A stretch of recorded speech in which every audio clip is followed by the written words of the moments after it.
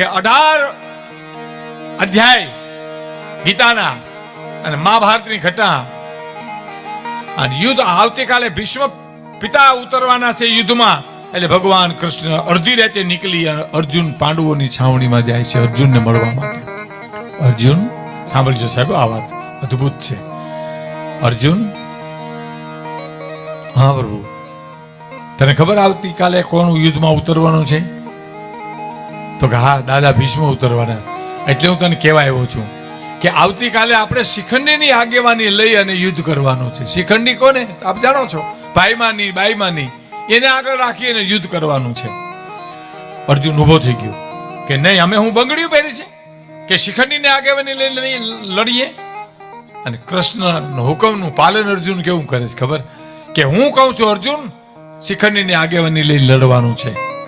કૃષ્ણને ખબર હતી ને કે ભીષ્મને પહોંચાય નહીં કે કોઈ પણ સંજોગોમાં. અને અર્જુને શું કીધું ખબર? તો ભલે પ્રભુ, આપણે શિખંડીની આગેવાની લઈ લડશું. અને સાંભળજો મિત્રો, ખાસ હું એટલા માટે આગ્રહ કરું છું કે આ વાતો એવી છે કે સોના જેવી વાતો છે સાહેબ. અર્જુનને સમજાવીને રાતે કુરુક્ષેત્રના મેદાનમાં ગયા. કોણ? ભગવાન કૃષ્ણ. અને આમ કુરુક્ષેત્રના મેદાનની માલિપા આમ દ્રષ્ટિ કરીને જોવે છે તો આમ ખૂણામાં દૂર દૂર કંઈક સફેદ જેવું દેખાય છે. ભગવાન કૃષ્ણ આગળ હાલ્યા. આગળ હાલતા હાલતા હાલતા હાલતા જ્યારે નજીક આવ્યું ને ત્યારે કોઈ સ્ત્રી બેઠી છે સફેદ લુગડા પહેરીને. અને ભગવાન કૃષ્ણ જઈને કહે છે, કોણ છો બેન? અને આમ જોયું, હું ગંગા છું. આહા, હું ગંગા છું, ભીષ્મની માં છું. ઓ ભગવાન કૃષ્ણ કે માં, અટાણે તમે અડધી રાતે શું કરો છો? કે આ ધરતી ઉપરથી કાંકરા અને કાંટા વીણું છું. કારણ કે કાલ મારો દીકરો આ યુદ્ધ મેદાનમાં ધરતી ઉપર ઢળી પડે ને, એને કાંટો ન લાગે ને કાંકરો ન લાગે ને, એટલા ખાતર વીણવા માટે આવી છું સાહેબ. કલ્પના તો કરો. ભગવાન કૃષ્ણ ધ્રુજી ગયો. ઓહો, આ માં! કારણ કે માનો પ્રેમ તો કૃષ્ણને, દેવકી માનો પ્રેમ તો મળ્યો જ નથી. પ્રેમ જશોદાનો મળ્યો છે. હા, એ તમને વચ્ચે એક વાત કહું નાની. યુદ્ધ મેદાનમાં કૃષ્ણ જતા હતા ને ત્યારે દેવકીમાં રોવા માંડ્યા. એટલે પૂછ્યું કૃષ્ણએ કે હું રણ મેદાનમાં જાઉં છું ને માં તમે રડો છો? હે, શું કામ રડો છો? કે યુદ્ધમાં તો જાય એનાથી નથી રડતી દેવકી કે, પણ રોવ મને એટલા માટે આવે છે કે મેં શસ્ત્રધારી કૃષ્ણને જોવાનો જ મારા ભાગમાં આવ્યો. હે, બાળ કૃષ્ણ તો જશોદાના ભાગમાં આવી ગયો. નેહડામાં તું રમ્યો બેટા, મેં તો તને આ શસ્ત્રોમાં જોયો ને. ગંગા હામું જોઈને ભગવાન કૃષ્ણ ધ્રુજી ગયા હશે. ઓહ વાહ વાહ વાહ! કાંટા ને કાંકરા વીણ્યું છું ગંગા. મારો દીકરો કાલ ઢળી પડે ને અહીંયા તો એને કાંટો ન લાગે, કાંકરો ન લાગે. સાહેબ, આ આપણી માં છે. આ માની સેવા થવી જોઈએ, આ બાપની સેવા થવી જોઈએ સાહેબ. નવી જનરેશનને ખાસ કહેવાનું, બને ત્યાં સુધી મા બાપની સેવા કરવી જોઈએ સાહેબ. ક્યાંય બીજે દોડવાની જરૂર નથી. મા અને બાપ આશીર્વાદ દે ને, તમારા વિધિના આંકડા ફરી જશે. વચ્ચે એક વાત કરજો, મને આજ વાત યાદ આવે. એક માને મરકીનો રોગ નીકળ્યો હતો, રક્તપિત્તનો રોગ નીકળ્યો, રક્તપિત્તનો. અને પછી એને ઓરડીમાં પૂરી રાખી હતી. અને ગામ એના છોકરાને બોલાવીને કે તારી માને દરિયામાં નાખી આવી, કારણ ભૂમિમાં દાટી દે ને કે અમે તારા ઘરનું પાણી નહીં પી.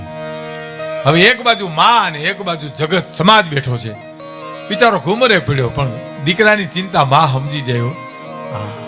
તમે હું બારગામ જઈએ ને તો આપણું માથું ચડ્યું હોય ને તો માને ઘેરીજીને પૂછ્યો, એને ફેર ચડતા હોય, એને થાય કે મારા દીકરાને હારું તો હોય છે ને.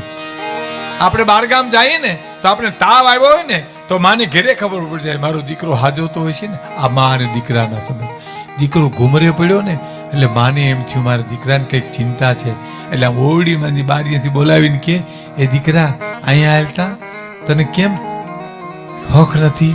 તું કેમ હળીએ ચીડ્યો છે બેટા? તને કાંઈ ચિંતા છે? પછી બોલ્યો, હા માં, ગામ એમ કે છે તારા ઘરનું પાણી નહીં પી, તારી માને દરિયામાં નાખી આવી કાં ધરતીમાં દાટી દે, રક્તપિત્ત થયો છે. ડોસી શું કહે છે ખબર? અરે સારું કર્યું બેટા, એમ કહીને આજ સવારે 5 વાગે મને દરિયામાં નાખી દે ને તો તારે સમાજમાં રહેવું બેટા. હું 5 વર્ષમાં ગમે ત્યારે મરી જવાની છું. આજ હવારમાં ગામ હૂતું હોય ને તો મને લઈ, હું તારે મોર મોર હાલી જાય અને દરિયો આવે ને છે ધક્કો મારી દે એટલે તને કાંઈ અસર ન થાય અને મારું જીવન પૂરું થઈ જાય. દીકરાને છૂટકો નહોતો સાહેબ.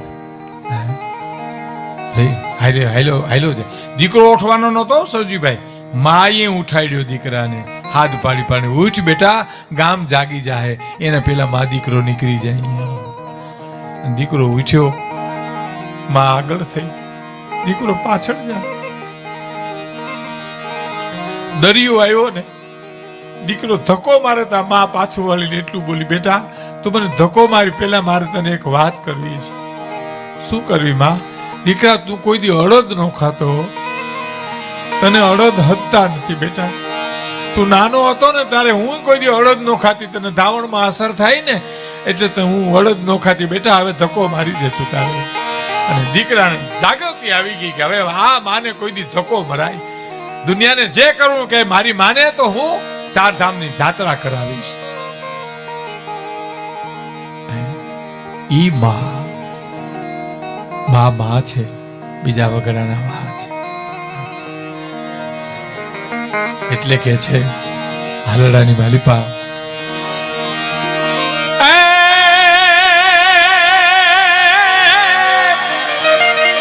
ગુગરા દાવાની પોપટ લાકડી ફેરવી લેજો યાર. ગુગરા દાવાની પોપટ લાકડી ફેરવી લેજો, આજ શિવાજી ફેરવી લે. કહેવાનો મારો અર્થ, વાત અધૂરી રહી ગઈ છે, મારી સ્મૃતિ હોઈ ગઈ એટલે. પણ ભગવાન કૃષ્ણને એમ થયું, ઓહો આ માં કાંટાને કાકરા વીણવા આવી માં ગંગા. અને બીજા દિવસે જ્યારે સૂર્ય ઉગ્યો અને મહાભારતના દળ ગોઠવાના અને સામે ભીષ્મને જોઈ અને અર્જુનને ઈશારો કર્યો ભગવાન કૃષ્ણ કે બાણ છોડ, હવે છોડ બાણ. અને બાણ ઉપર બાણ છોડ્યા અને ધરતી ઉપર ત્યારે ભીષ્મ ઢળી પડ્યા ને ત્યારે પાછા ગંગાજી પ્રગટ થયા સાહેબ. ત્યારે કૃષ્ણ એમ થયું કે હવે મારી માં કંઈક મને બોલશે ખરી હો. અને આમ જોયું હવે કાલિયા ઠાકર, મુરલીધર, દ્વારકાધીશ મારા દીકરાને દગાથી માર્યો, શિખંડીની આગેવાની લઈ માર્યો. શિખંડીની આગેવાની લઈ અને મારા દીકરાને માર્યો તે દગાથી માર્યો. પણ શિખંડીની જગ્યાએ જો તું હોત ને તોય તને ખબર પડત ગંગાના ધાવણની શું તાકાત છે. કે છે ભગવાન કૃષ્ણ રોઈ પડ્યા છે, માં તને સલામ છે, માં તને પ્રણામ છે. આ માં છે ઈ માં. હું શિવાજીની વાત કરતો તો, ઘૂઘરા ધાવણી પોપટ લાકડી ફેરવી લેજો. શિવાજીનું હાલોડું તો બહુ લાંબુ છે, આપે ખૂબ સાંભળ્યું છે, પણ એની એક બે કડી મને બહુ ગમે છે. જ્યારે હું આ ગાઉં બે કડી ત્યારે મને મારો થાક ઉતરી જાય છે. હું ઘનશ્યામભાઈને ત્યાં લાઠીમાં કીધું હતું મેં, ઘનશ્યામભાઈ શંકરને ત્યાં, શંકર પરિવારનો પ્રોગ્રામ હતો ત્યારે, કે હું પ્રાથમિક શાળામાં માણેકવાડા કેશોદ તાલુકામાં હું ભણતો ને ત્યારે હું બાલ સભામાં પણ હાલોડું ગાતો સાહેબ. હા, બાલ સભામાં શિવાજીનું હાલોડું. અત્યારે હું એટલી અટાણે ગાઉં છું, એટલે મારી 73 વર્ષની ઉંમરે પણ મારો થાક ઉતરી જાય સાહેબ. આ બે કડી સાંભળું ને તમારો થાક ઉતરી જાય. મને થાક લાગે માનો કાંઈક પણ ઉંમરની હિસાબે, તો આ બે કડી ગાઉં ને થાક ઉતરી જાય મારો. કઈ બે કડી?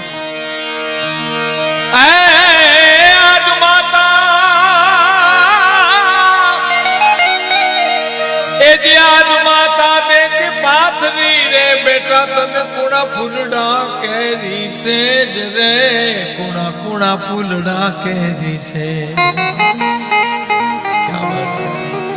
પણ તે દી તારી વીર પથારી ઓલી પાથર છે વિષ ભૂજાળી. બેટા તે દી તારી વીર પથારી ઓલી પાથર છે વિષ ભૂજાળી. અને એક આ બીજી કડીઓ, આજ માતા લેતી ચૂમિયું બેટા જીલજો બેવડ ગાલ. હું તને ચૂમ્યું લઉં ને, હેત કરું છું ને, બે ગાલ ઉપર ઝીલી લેજે. એ જી આજ માતા લેતી ચૂમિયું બેઠા તમે જીલજો બેવડ ગાલ કારણ કે તે દી તારા મોઢડા માથે તું આધાર તો મંડાશે તે દી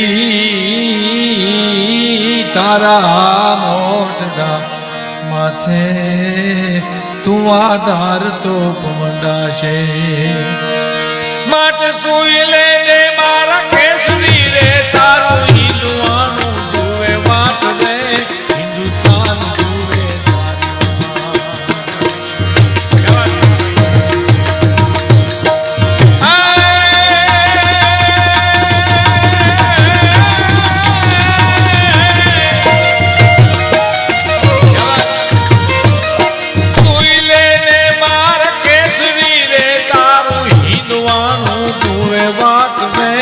હિન્દુસ્તાન જુએ તારી વાત જાગી વેલો આજ બાલુડા માને હાથ ભેટ બંધાવા જાગી વેલો આવ દેવીના દિલું માનું રોજ લેવા શિવાજીની નીંદ લુણાવે માતાજી જમા